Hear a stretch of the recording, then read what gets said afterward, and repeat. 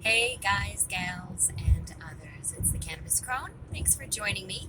I'm actually doing a podcast in the car as I'm driving to my other job. I just got done cleaning the Wells Fargo building. I'm on my way to do a clinic in Walker. This is my new job. I believe I'm into my third or fourth week. And for someone who has always had jobs where I was pretty conspicuous, I really like this one because when you clean buildings for a living, people don't notice you. And in fact, I actually clean after hours anyway. So most of the people are gone from the building, and if somebody comes in, they ignore me because I'm part of the scenery. And I kind of like that.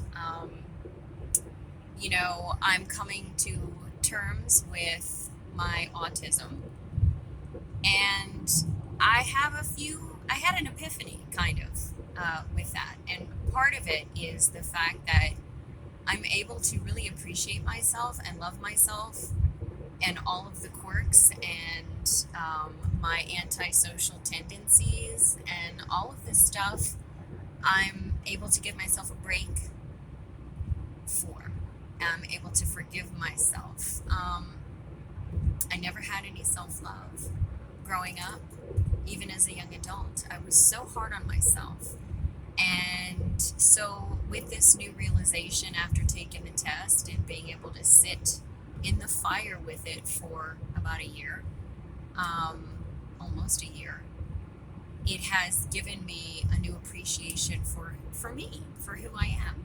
And also, the things that I've been able to accomplish in spite of the fact that I test pretty high on the spectrum. Some people really close to me will be like, well, duh. But others, like we just had a family friend come out to the place the other night, who he was actually the guitar player for Cat and the Cosmic Stuntmen when we had our band. And I told him, about my discovery of my neurodivergency, and he said, "Wow, I'm really shocked." Like, because I was a performer, we'd been in plays together, we'd been on stage together, and so that was interesting. His reaction, like he couldn't believe it. But then other people, like my friend Karen. Yes, her name is really Karen, but she's like the least Karen you could ever meet. She's a wonderful, she's my sister from another mister. Anyway, she was like, duh, of course you have autism. Of course you're autistic. And that was really funny. I like that. I love that reaction because really when I think about my past and about the way I've acted, meltdowns that I've had, major sensory issues. And of course, they diagnosed me with bipolar disorder. I was put on Thorazine when I was a kid, Thorazine therapy. This psychiatrist out in Silver Spring, Maryland, that my parents had sent me to, decided that that Thorazine therapy was good for teenagers, low dosage, like microdosing Thorazine, which, yeah, I hope that guy's no longer practicing or dead, either or. But anyway, so all of those diagnoses of mental illness was simply me stressing about the fact that I was different than everybody else and I didn't fit in. So where does that leave me now? It leaves me with an appreciation. I love myself. I really do. I mean, that's like really weird to say, but over the past year, I have come to love myself. I've come to appreciate um, my quirks and everything, and also my talents, my empathy, my ability to see through a person within the first 5 minutes of meeting them, and knowing whether or not I can trust that person or whether I should stay away. Just a lot of really cool things that I can do, just because of who I am. And autism is part of it. I don't like to say, I've said it before, I don't like to say Asperger's. I don't like the high functioning, low functioning, because with some things I'm very low functioning and other things I'm not. You know, I can converse. I'm a wordsmith. I'm a writer. I'm an actress, a musician. But all of these things I developed, I don't know if in spite of is a good word. My dad was real wonderful about forcing me to take acting classes, which really gave me the ability to mask and to be a successful adult through much of my life. Well, not, I don't know, successful. I mean, if you're talking financial, I've never been real successful, but I've had careers, you know. I was a DJ, radio host, and programmer. I was a life coach. I was a domestic violence outreach and education coordinator. I was the director for the Humane Society. I've held a lot of jobs. I was on the board of directors for the Public Access Channel, and I had a few talk shows. So I've done a lot of things that I don't think I would have been able to do had I not had that ability to really mask. I've lost that ability. I've said it before. After being in a year of isolation with the pandemic and stuff, I actually have lost the ability to mask. Although I bring my mask with me when I go into the store all the time because I really like having a mask on. I think part of that is probably the autism too.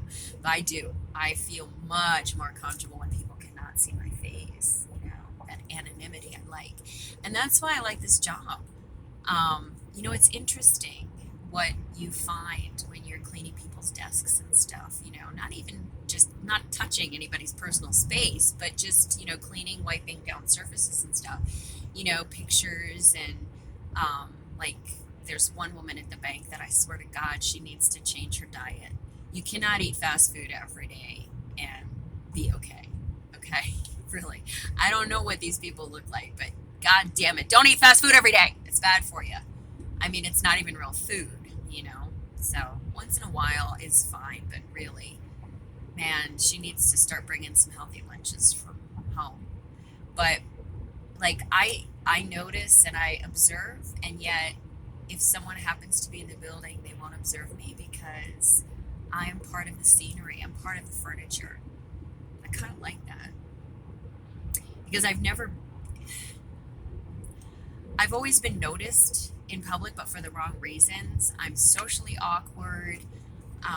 You know, even in school, I mean, I was noticeable when I was in school, but it was for all the wrong reasons. It was because, oh yeah, that chick is weird, or she's a poor student, whatever. You know, whatever people said about me back then, you know, it was all true. I was a poor student, and it wasn't that I was not smart, but I was a poor student. I had a really hard time. And, you know, all of that had to do with bullying. All of it had to do with bullying. So it's interesting that I think I would have done a lot better in school if I hadn't had to worry about trying to fit in and all of those times that I didn't fit in. Now, I will say this. I was very lucky to have a popular girl, Miss Christine, who another sister from another mister. She was my friend. She was my best friend. She's still my best friend. And because of Christine, I was accepted at, you know, parties and stuff. Her friends became my friends. And so it made it a lot easier. I had much more of a social life than I would have had it not been for Christine. So I owe her a lot. Although we never had classes together. And so I was always, I never had lunch period or any classes with her. So that was hard. It would have been so much nicer if I would have had her in my classroom, but yeah. Oh well. I had her after school, and that was you know, that made all the difference in the world. But yeah, you know, there was a lot of assholes in my school.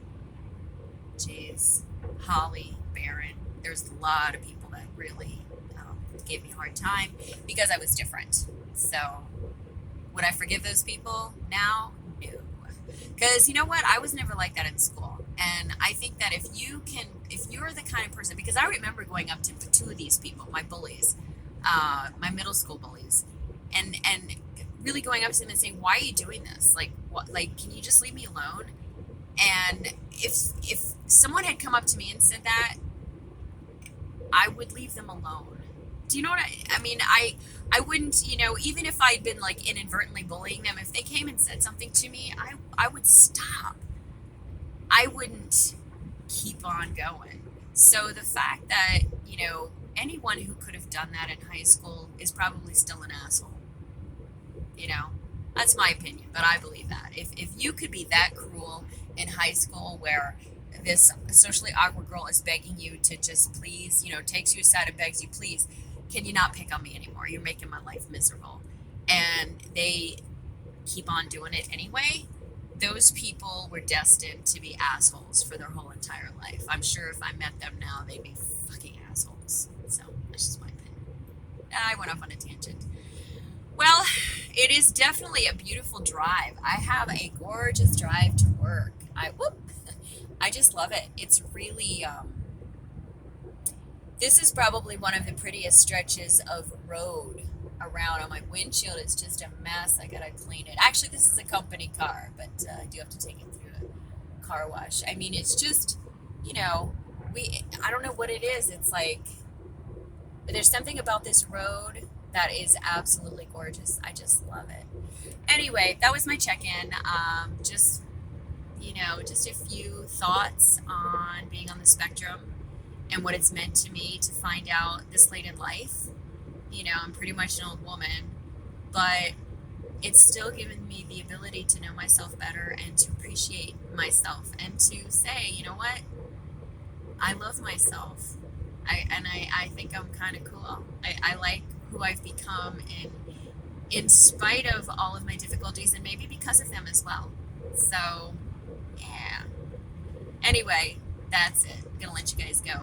I hope you have a... Ooh, look at that cloud up there. Oh, my goodness. Hopefully it's bringing us rain. We had a little bit of rain earlier, and of course it stopped after like 5 seconds. So we're definitely in one of the most severe droughts we've seen in, some people are saying, over 100 years. And of course, Enbridge is still pumping water from the Mississippi River and drilling underneath the Mississippi to lay pipeline against treaty rights and all that bullshit. So stop line 3. All right, guys, have a beautiful evening. Love you.